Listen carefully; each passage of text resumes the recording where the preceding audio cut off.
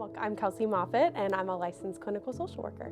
I am also currently pursuing my doctorate in social work through Baylor University, and so I've just completed coursework, and I am on the dissertation phase. So I had a really unique opportunity to take an EMDR class in my master's program. And so I had the opportunity to go on a weekly basis to really digest content on EMDR. And then we had our big weekend-long training events as well a couple times during the semester. So I really had the opportunity to deep dive into EMDR in a way I don't think many people have the opportunity to learn it. And I was in an agency context where they required that I get EMDR trained. I was working at an advocacy center for crime victims, and so they wanted me to be EMDR trained because that's the gold standard modality for helping with trauma. So I have gone through all of my hours of supervision for EMDR, and I just need to finish up some trainings so that I can get fully EMDR certified. Yeah, so I have some specialized training in cognitive behavioral therapy. I've worked with a lot of individuals that have depression and anxiety. I also use a very strength-based empowerment lens, and so that ends up looking like in my practice that I walk alongside people and help them identify their strengths and their abilities, and help them realize what it means to have a healthy relationship with themselves so they can reach their full potential. So between all of those, I kind of interplay them together in order to best support the client and what they need.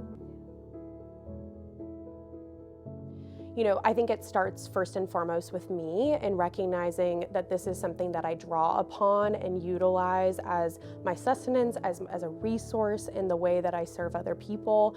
I really believe that me being a therapist is a calling.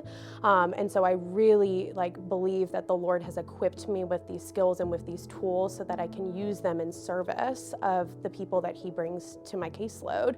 And then also, part of my specialized training when I'm getting my dissertation in is what does it look like to be able to utilize a client's faith so that it can be activated as a strength within the course of their treatment. And so I'm very client-centered. I don't believe in pushing my faith onto somebody else as much as I believe in having a good inventory of what it is that they believe and then bringing them back to their belief system so it can shed light, it can shed truth on what it is that they're going through in a given moment.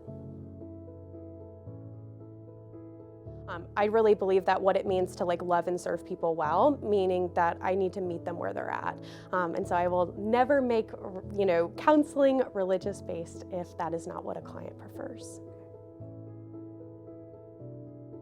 Like to say that I kind of see everybody and anybody.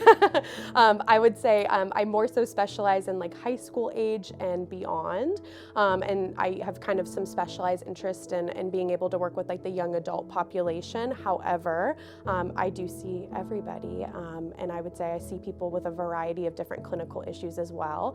Because I have that EMDR training and a lot of my background is in trauma, I do end up seeing a lot of people who come forward with trauma, but that's definitely not all that I see and not all that I serve.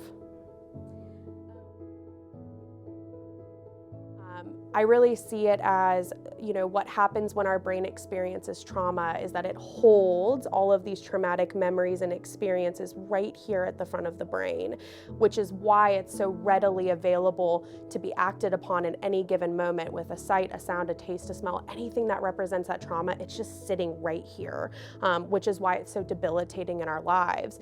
EMDR, what it does is it helps take little bite-sized pieces and pulls that trauma back to where it's supposed to be.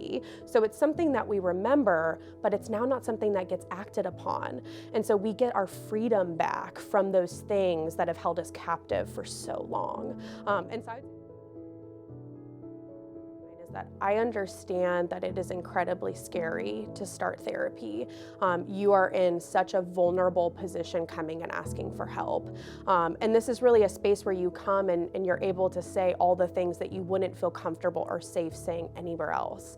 And so I recognize that it's my responsibility to earn your trust before you just tell me things.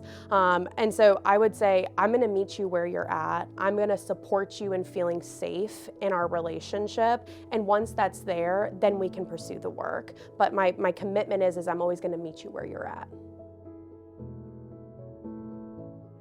I take all of the major insurances outside of Medicaid and Medicare. I currently have a wait list for clients, but I'm seeing a lot of my clients make some really good improvements, and so as soon as I have openings in my schedule, I let Emily know, and she gives the green light for someone to come on my schedule. I just see my job as an opportunity to really come alongside and love people well.